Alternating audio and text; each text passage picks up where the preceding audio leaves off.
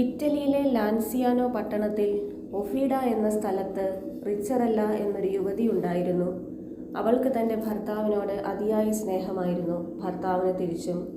എന്നാൽ അധികം കഴിയുന്നതിന് മുൻപ് ഭർത്താവ് റിച്ചറല്ലയെ തിരിഞ്ഞു നോക്കാതെയായി. തൻ്റെ ഭർത്താവിൻ്റെ സ്നേഹം എങ്ങനെയെങ്കിലും വീണ്ടെടുക്കണമെന്ന് അവൾ തീരുമാനിച്ചു. അതിനായി പല വഴികൾ അവൾ ആലോചിച്ചു. ഒടുവിൽ അവൾ ഒരു മന്ത്രവാദിനിയുടെ അടുത്തെത്തി. മന്ത്രവാദിനി അവളെ സഹായിക്കാമെന്നേറ്റു. മന്ത്രവാദിനി അവൾക്കൊരു ഉപദേശവും നൽകി. അടുത്ത ദിവസം ദിവ്യബലിക്കെത്തിയ അവൾ ദിവ്യകാരുണ്യം സ്വീകരിച്ച ശേഷം ആരും കാണാതെ അതൊരു ചണത്തുണിയിൽ പൊതിഞ്ഞു പിടിച്ചു. ദിവ്യബലിക്ക് ശേഷം വീട്ടിലെത്തിയ അവൾ മന്ത്രവാദിനിയുടെ ഉപദേശപ്രകാരം ആ തിരുവോസ്തി ഒരു ഓയിൽ ജാറിലിട്ടു. ആ ഓയിൽ ജാറിലിട്ട തിരുവോസ്തി പൊടിച്ച് ഭർത്താവിൻ്റെ ഭക്ഷണത്തിൽ ചേർത്ത് കൊടുക്കാനായിരുന്നു മന്ത്രവാദിനിയുടെ ഉപദേശം. എന്നാൽ തിരുവോസ്തി അവൾ പൊടിക്കാൻ തുടങ്ങിയപ്പോൾ തിരുവോസ്തി ജീവനുള്ള മാംസക്കഷ്ണമായി മാറി. അതിൽ നിന്ന് രക്തം ഒഴുകുന്നുണ്ടായിരുന്നു. ഇതുകണ്ട് ഭയന്ന് വിറച്ച റിച്ചറല്ല രക്തപൂരിതമായ ആ തിരുവോസ്തിയും ചണത്തുണിയും ആ ഓയിൽ ജാറും തൻ്റെ കുതിരാലയത്തിലെ ചാണകക്കുഴിയിൽ കുഴിച്ചിട്ടു. അതോടെ കുതിരാലയത്തിൽ വിചിത്രമായ സംഭവങ്ങൾ ഉണ്ടായി തുടങ്ങി. കുതിരകൾ ലായത്തിലേക്ക് ഇറങ്ങുമ്പോഴും കയറുമ്പോഴും തിരുവോസ്തി കുഴിച്ചിട്ടിരിക്കുന്ന ഭാഗത്ത് മുൻകാലുകൾ മടക്കി വണങ്ങുമായിരുന്നു.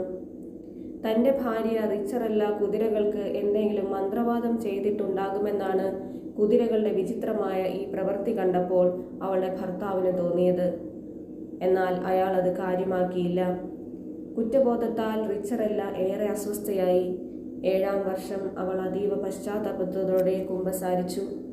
ഫാദർ ജിക്കോമ വിവരം സഭാധികാരികളെ അറിയിച്ചു. നിരവധി പുരോഹിതനും ജനങ്ങളും റിച്ചറല്ലയുടെ കുതിരാലയത്തിലെത്തി. റിച്ചറല്ലയുടെ ഭർത്താവ് ജാക്കോമ കുതിരകൾ മുൻകാലുകൾ മടക്കി വണങ്ങിയിരുന്ന സ്ഥലം അവർക്ക് കാണിച്ചു കൊടുത്തു. ജനങ്ങൾ അവിടെ തിരഞ്ഞു. അവർ അവിടെ ഒരു ചണത്തുണിയും കണ്ടെത്തി. ഓയിൽ ജാർ തുറന്നു നോക്കിയപ്പോൾ ശൂന്യമായിരുന്നു. ചണത്തുണി തുറന്നപ്പോൾ അതിനകത്ത് അപ്പോഴും രക്തമൊഴുകുന്ന ഒരു തിരുവോസ്തി കണ്ടെത്തി. അവരെല്ലാവരും വലിയ അത്ഭുതത്തോടും വിശ്വാസത്തോടും കൂടെ തിരുവോസ്തിയെ വണങ്ങി. ഈ സമയം ആ കുതിരാലയത്തിലുണ്ടായിരുന്ന മുഴുവൻ കുതിരകളും ദിവ്യകാരുണ്യത്തെ ഒരു പ്രത്യേക സ്വരത്തോടെ കുമ്പിട്ട് ആരാധിച്ചു. വലിയ ആഘോഷത്തോടും ഭക്തിയോടും കൂടി അപ്പോഴും തിരുരക്തമൊഴുകുന്ന ആ തിരുവോസ്തി ഒഫീഡ പള്ളിയിലേക്ക് കൊണ്ടുവന്നു. അവിടെ ഈ അത്ഭുത തിരുവോസ്തി പ്രതിഷ്ഠിക്കുന്നതിനായി കുരിശാകൃതിയിലുള്ള ഒരു അരുളിക്ക് നിർമ്മിച്ചു. റിച്ചറല്ലയുടെ വീട് പിന്നീട് ഒരു കപ്പേളയാക്കി മാറ്റി. നമുക്ക് പ്രാർത്ഥിക്കാം.